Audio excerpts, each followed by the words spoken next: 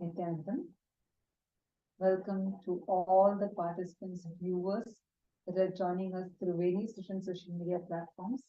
Welcome to each and every single one of you.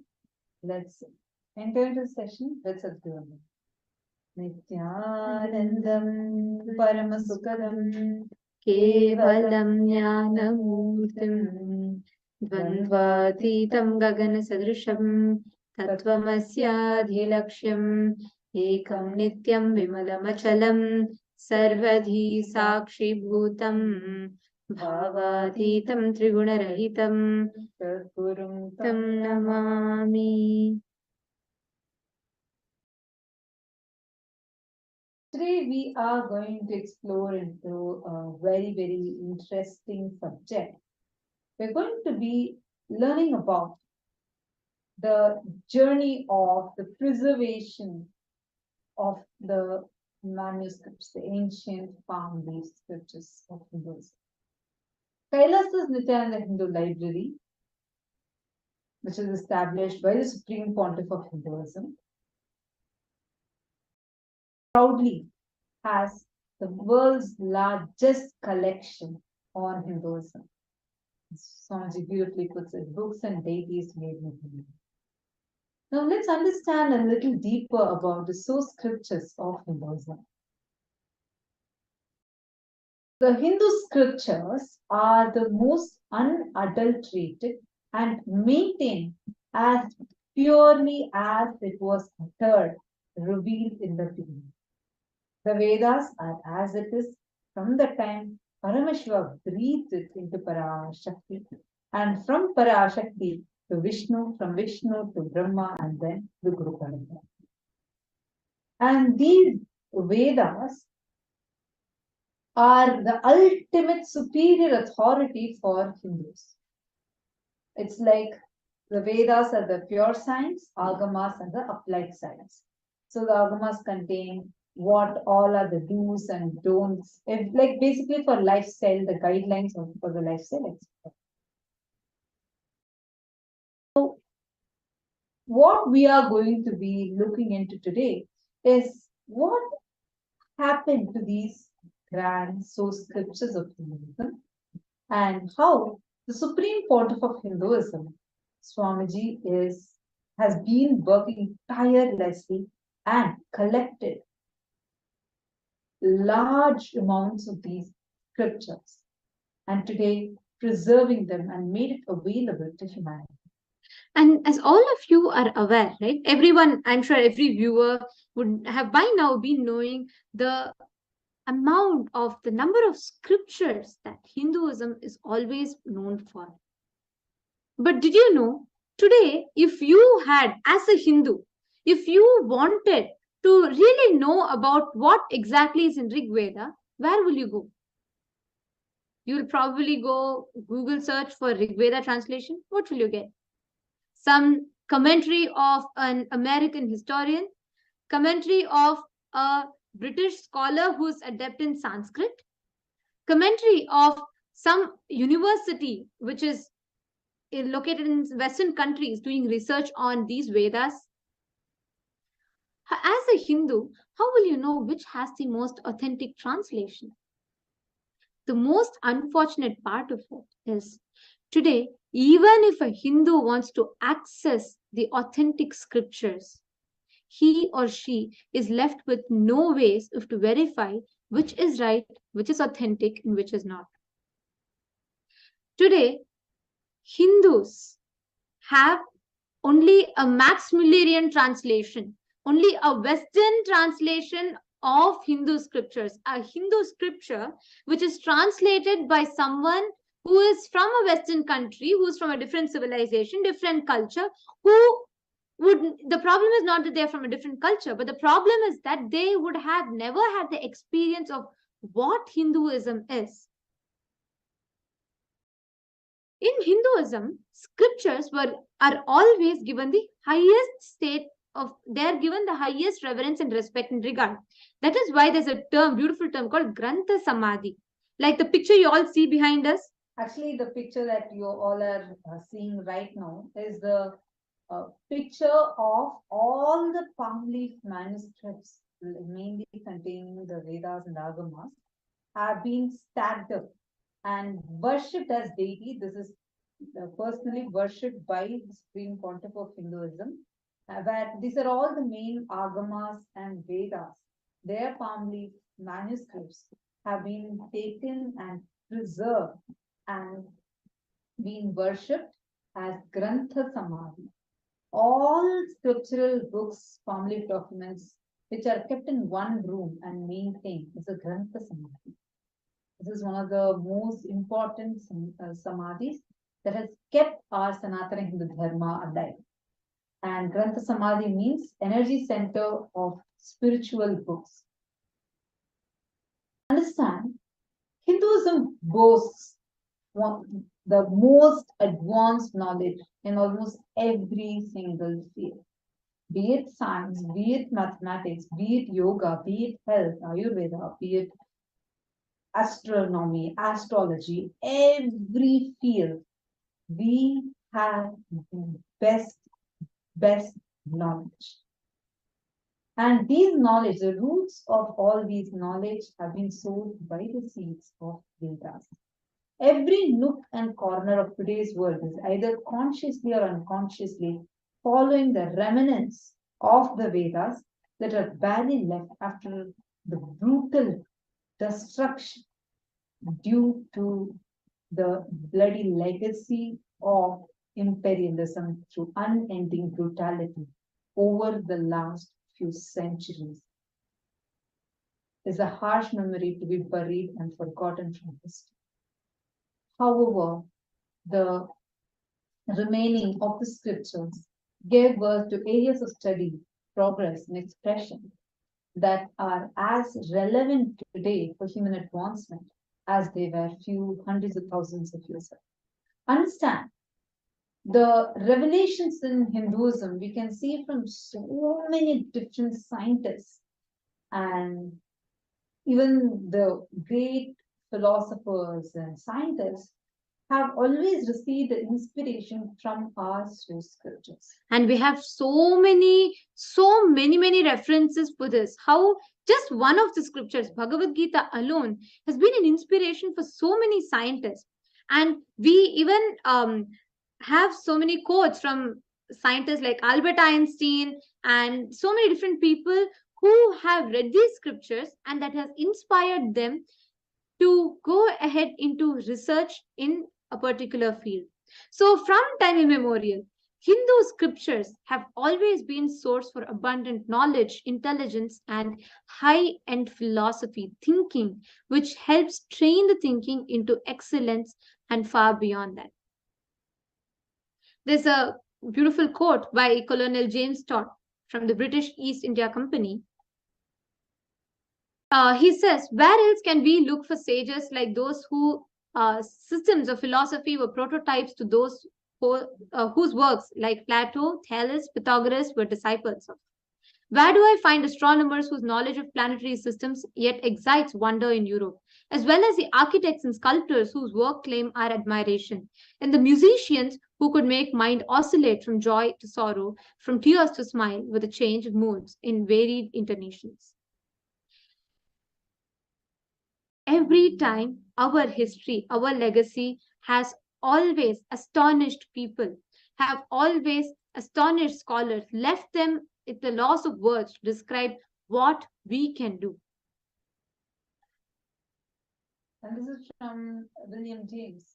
He says, from Vedas, we learn a practical art of surgery, medicine, music, house building, under which mechanized art is included. The encyclopedia of every aspect of life, culture, religion, science, ethics, law, cosmology, and meteorology. And he is the first educator to offer psychology course in the US. And here, this is Robert Oppenheimer, and he is a theoretical physicist and professor at the physics at the University of California. He says access to Vedas is the greatest privilege this century may claim over all previous centuries. And this is Niels Bohr, who gave that lot of contribution about the atomic Bohr's atomic structure, which we all would have learned it in our high school, or the quantum theory, etc. And he says, I go to the Upanishad to ask questions. What does it all mean? We always see that our Hindu scriptures is a treasure of all kinds of advanced knowledge. But unfortunately, we do not have access to all of this. Come on, each of us as Hindus, how many of us even knew about the sciences it has? Except for Swamiji, except for us now coming, meeting Swamiji and from Swamiji receiving it, except for that, as a normal Hindu, just go look around. Did you even know the word called Agama before? Understand? These Vedas are extremely old. And just for example, like Vedas are divided into four: the Rig Veda, Yajur Veda, Sama Veda, and Atharva Veda. And just if you take in the Rig Veda, that is further divided into, it was earlier first divided into 21 branches, and then Yajur Veda was divided into 100 branches. After that, the Sama Veda is divided into 1000 branches. Atharva Veda was divided into 9 branches. And apart from this, 18 types of Puranas are there. And Yajur Veda contains 100 branches. And all of these, just if you take the major of the shakas alone, if you take, now you can see how many are there. Each Veda has 4 subdivisions. Samhita, this contains the most ancient layer of the text in Vedas.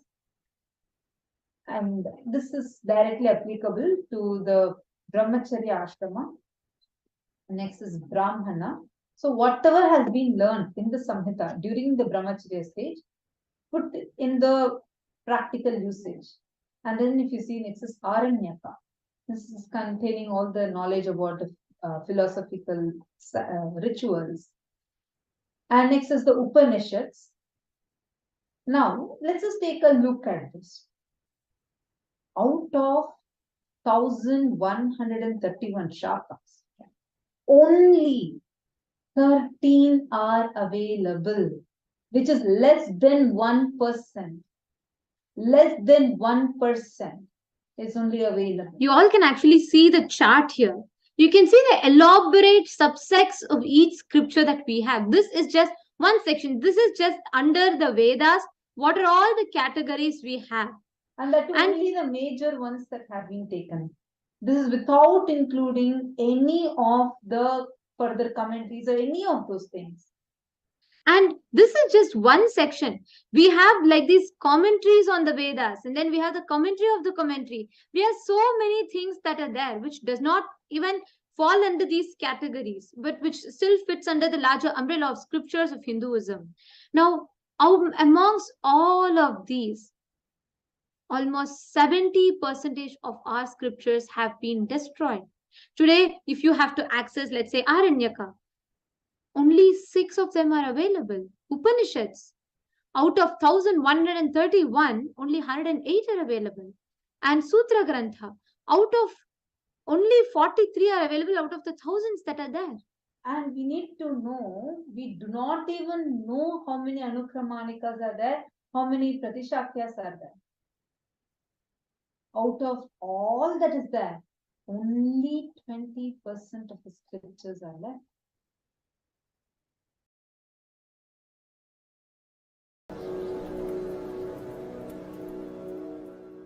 Mahabharata war was nothing but destroying, eliminating mass destructive weapons,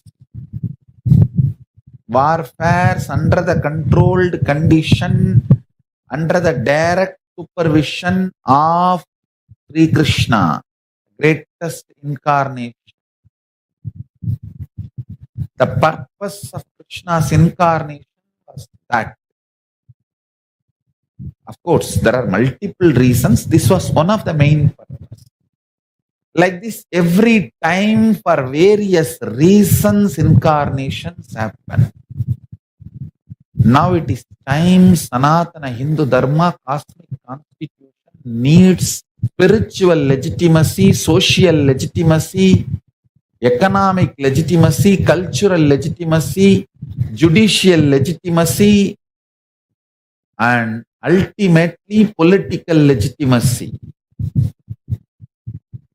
Unfortunately, Hinduism has started losing all the legitimacy.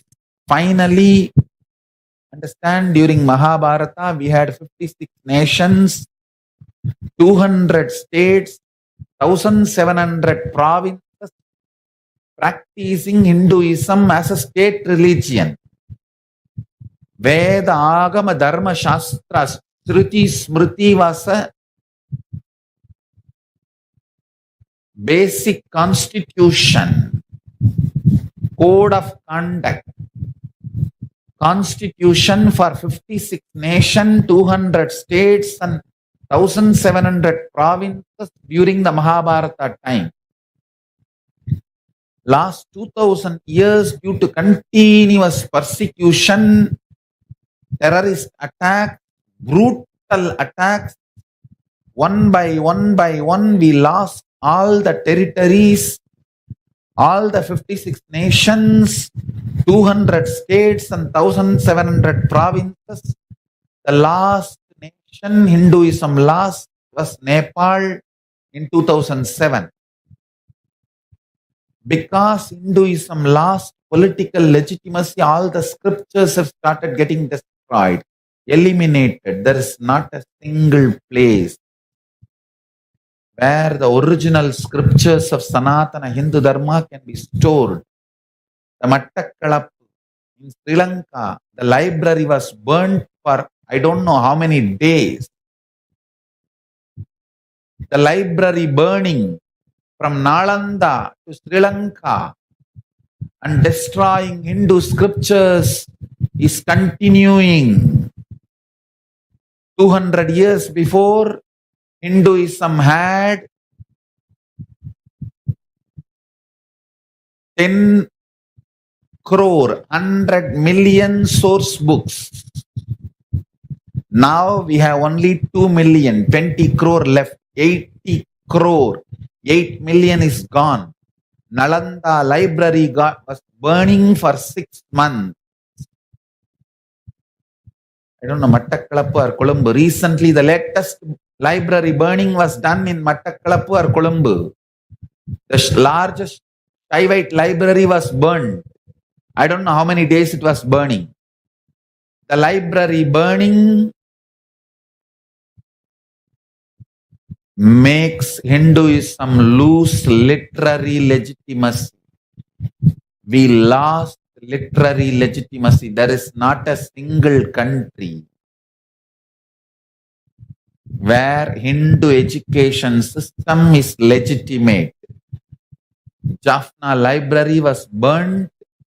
97,000 manuscripts, which was one of the biggest in Asia, was burned in 1981, June 1st.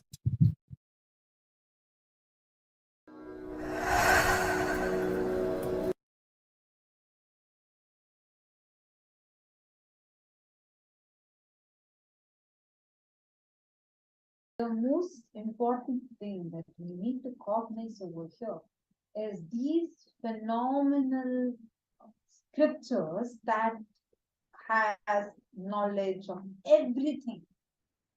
Whether it, like for example, Ayurveda, the oldest school of medicine known to mankind, and which is also one of the biggest contributions of Veda to the world. It has solutions for almost every single disease, and this was done 2,500 years before.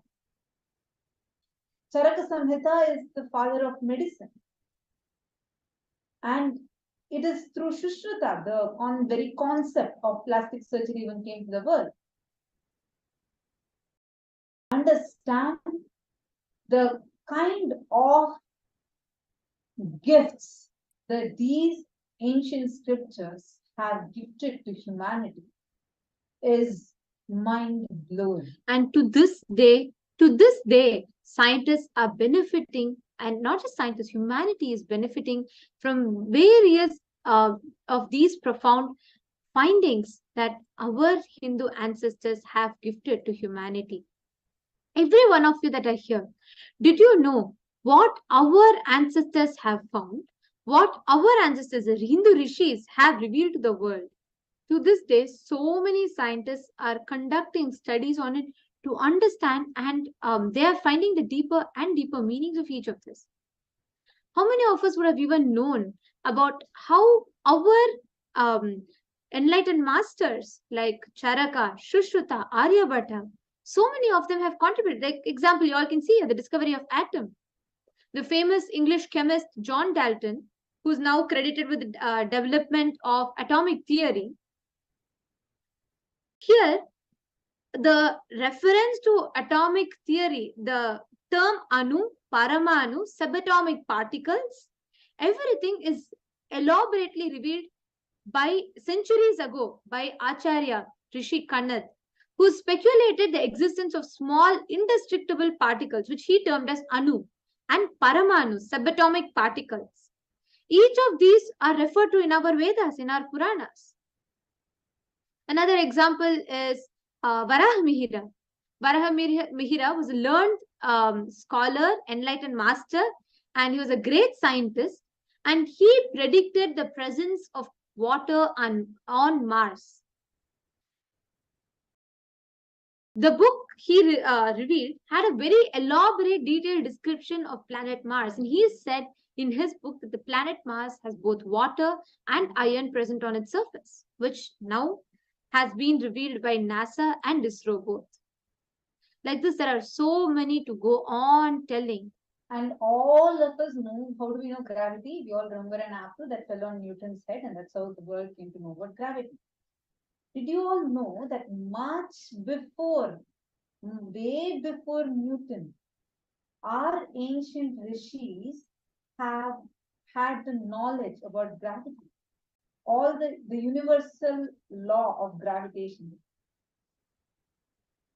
The whole thing that we all know about was known to us way ahead of him by Varaha Mihira. Varaha Mihira has very clearly written in his ancient scriptures about how there is a force that exists which keeps, like which acts between two bodies based on its mass.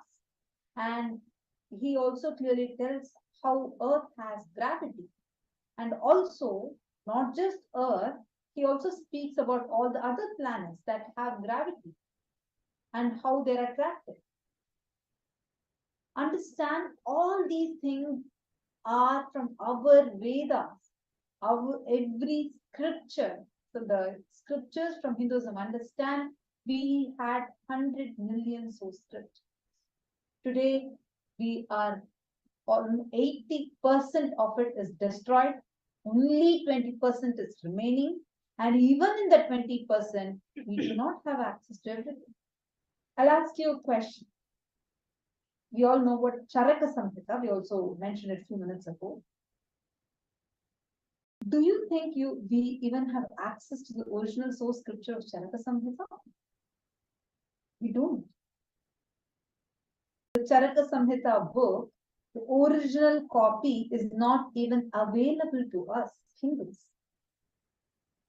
It's there in a museum to which we do not have access to. Understand, lot of phenomenal advanced knowledge that our ancestors had discovered, whatever Paramashiva had revealed, all of these are contained in these source scriptures of Hinduism. 80 million source scriptures were destroyed. Only 20% is remaining with us. And even out of the 20%, very, very limited amount, extremely limited amount is what we have access to. And from that, These are just few, not even tip of the iceberg, whatever we are sharing with all of you. Even Brahmagupta had also explained about how bodies fall towards earth based on gravity. Similarly, we even have Aryabhatta. Aryabhatta was an enlightened master, a Vedic astronomer, who discovered zero, which completely turned the fate of mathematics, which is the foundation of mathematics, without which today so many things that we are using mathematics for would have literally been impossible.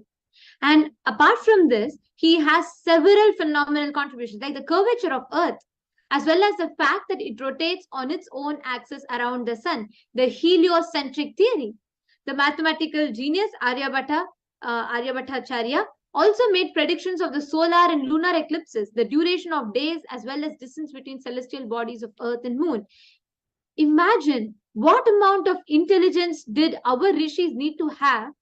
To this day, the Panchang, the almanac calendars that our rishis wrote, is still being used. Hundreds of years before, they were able to predict on which day tsunami will come, on which day, what is the auspicious time, what will happen, which is good, which is bad, which is a right season, when it will be rainy, when it will be sunny. They were able to predict everything. How? Each of this stands a testimony of how advanced we were, and along with it stands how rich, how literate, how educated we must have been. There's a very common misconception in many of the people that colonization left us civilized. But did you know, just the 56 Hindu nations, the Akhanda Bharat, alone contributed to more than 60% of the global GDP. This was not just age old.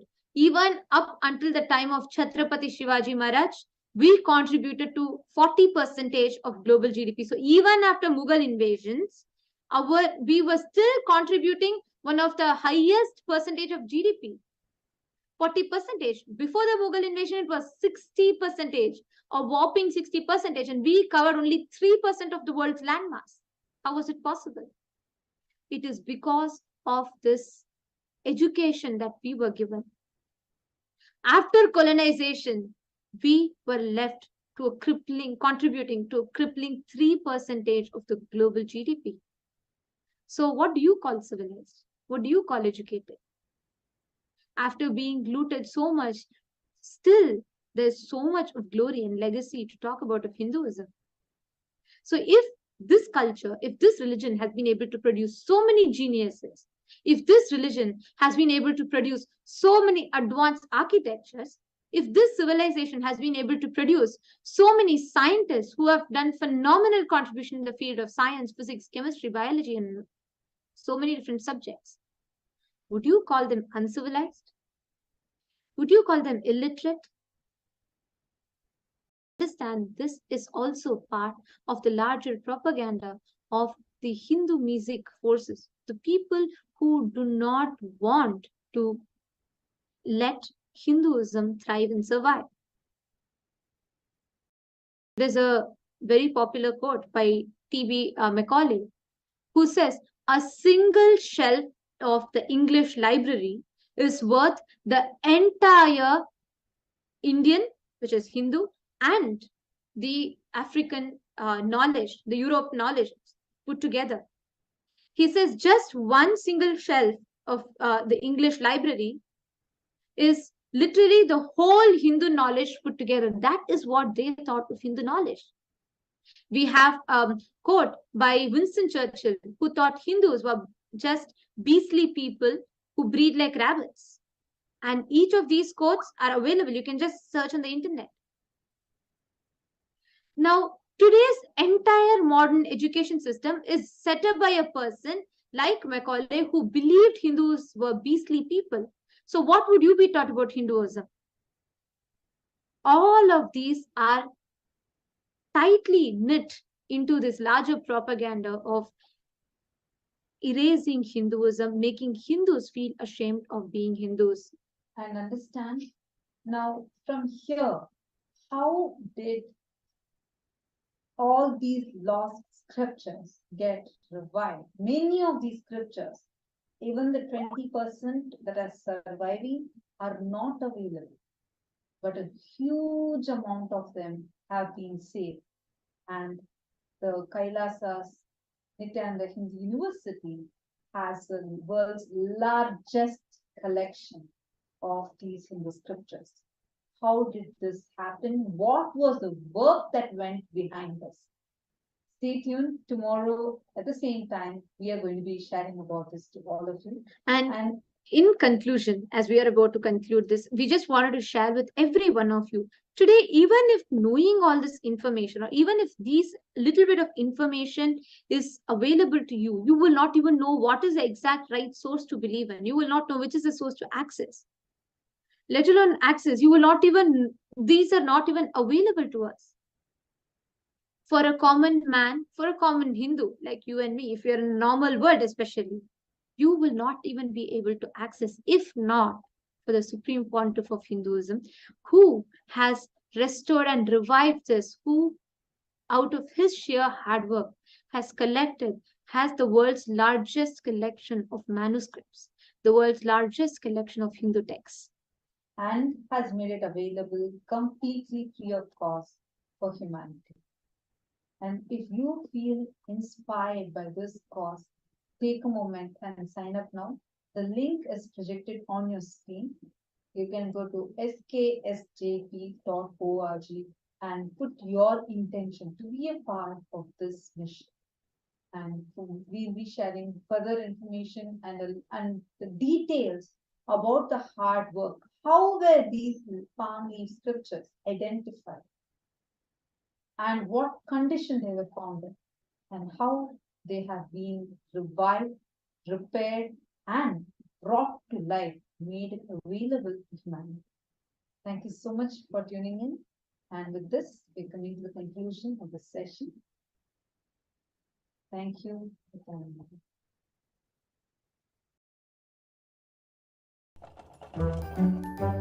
Is your child getting what he needs for his overall development? What about his nutrition? This is why I choose EnfaGrow Pro A+, scientifically formulated with DHA and MFGM to nourish my child's mind and heart. As a mom, I will ensure I give my child all that he needs for his overall development. EnfaGrow Pro A+.